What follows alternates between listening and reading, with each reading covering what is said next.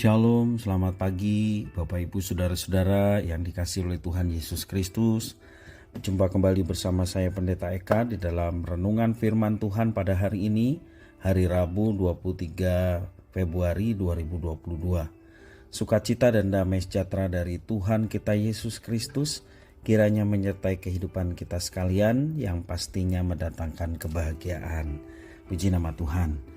Sampai pada pembacaan kita hari ini, yakni Mazmur yang ke-46. Kiranya firman Tuhan yang kita baca memberkati kita sekalian.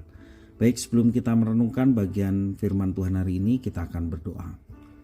Tuhan Allah Bapa di surga yang kami puja sembah di dalam Yesus Kristus, terima kasih atas kasih dan anugerah Tuhan, pemeliharaan Tuhan yang telah Tuhan nyatakan dalam hidup kami sampai pagi hari ini. Kami mau terus belajar firman Tuhan yang menguasai hidup kami, menerangi jalan kami, sehingga kami berkenan kepada Tuhan, karena firman Tuhan kami renungkan dan kami terapkan. Terima kasih Bapa, demi nama Tuhan Yesus kami berdoa. Amin. Mazmur yang ke-46. Demikian firman Tuhan. Untuk pemimpin biduan dari Bani Korah dengan lagu Alamot nyanyian. Allah itu bagi kita tempat perlindungan dan kekuatan sebagai penolong dalam kesesakan sangat terbukti. Sebab itu kita tidak akan takut sekalipun bumi berubah, sekalipun gunung-gunung goncang di dalam laut. Sekalipun ribut dan berbuih airnya, sekalipun gunung-gunung goyang oleh geloranya.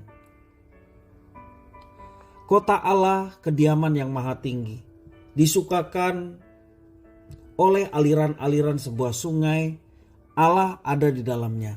Kota itu tidak akan goncang. Allah akan menolongnya menjelang pagi. Bangsa-bangsa ribut, kerajaan-kerajaan goncang. Ia memperdengarkan suaranya dan bumi pun hancur.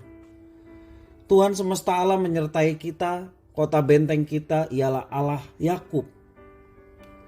Pergilah, pandanglah pekerjaan Tuhan yang mengadakan pemusnahan di bumi, yang menghentikan peperangan sampai ke ujung bumi, yang mematahkan busur panah, menumpulkan tombak, membakar kereta-kereta perang dengan api.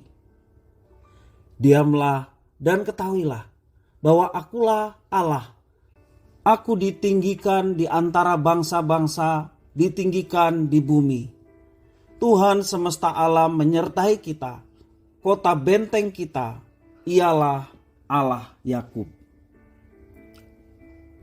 Bapak Ibu Saudara-saudara yang dikasihi oleh Tuhan, setiap kita memiliki pergumulannya masing-masing dan tentu saja berbeda-beda setiap pergumulan.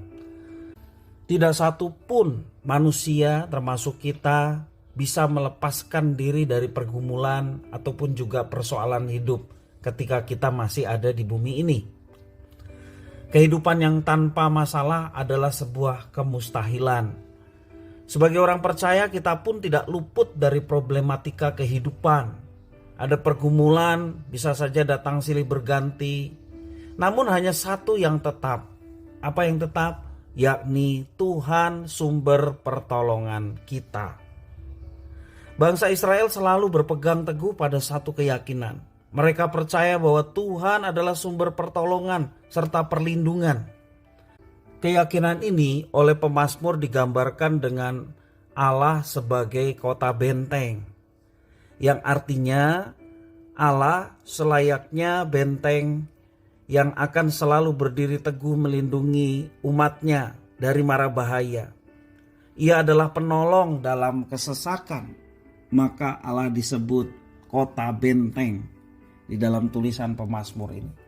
Bahkan pemazmur melukiskan Allah dengan cara yang dahsyat. Ia mengatakan sekalipun bumi berubah dan gunung-gunung berguncang, manusia akan tetap merasa aman. Biarpun perang berkecamuk dan bangsa-bangsa saling menghancurkan, Allah akan menjadi kota benteng yang teguh. Ia akan tetap menjaga orang-orang yang berdiam di dalamnya. Bahkan pada akhirnya ia akan mendatangkan kedamaian pada dunia. Dalam hidup ini pergumulan hebat pasti pernah menimpa kita. Dalam kondisi itu mungkin reaksi kita adalah pergi menjauh dari Tuhan. Kita bahkan mungkin melancarkan protes kepada Tuhan atas keadaan yang terjadi. Alih-alih masuk dalam dekapan Tuhan, sang kota benteng yang teguh, kita malah dengan sengaja pergi menjauh. Bapak Ibu Saudara-saudara yang dikasihi oleh Tuhan, pada hari ini dalam Mazmur yang ke-46 kita diingatkan. Firman Tuhan menasihati agar kita yakin dengan iman yang teguh kepada Tuhan pada saat kita mengalami persoalan pergumulan hidup. Ia adalah kota benteng yang teguh sehingga di dalam Tuhan kita mau berdiam dan alamilah perasaan aman dan tentram. Seperti pemazmur, di dalam tantangan hidup, dia mau menjadikan Allah sebagai kota benteng. Maka hidupnya boleh mengalami ketenangan karena dia berada di dalam Tuhan. Dia merasa aman dan nyaman karena Tuhan menyertai dan memberkati. Itulah damai sejahtera yang Tuhan berikan kepada setiap umat yang dikasihinya. Tak kala umat yang dikasihinya ada berdiam di dalam Allah. Kiranya Tuhan yang menuntun dan memampukan kita untuk senantiasa percaya kepadanya dan bersandar sepenuhnya kepadanya, sehingga kita boleh mengalami tuntunan dan penyertaannya yang luar biasa. Dan biarlah setiap pergumulan juga persoalan yang hadir dalam hidup kita itu menjadi alasan untuk kita semakin mengenal Tuhan, semakin dekat dengan Tuhan.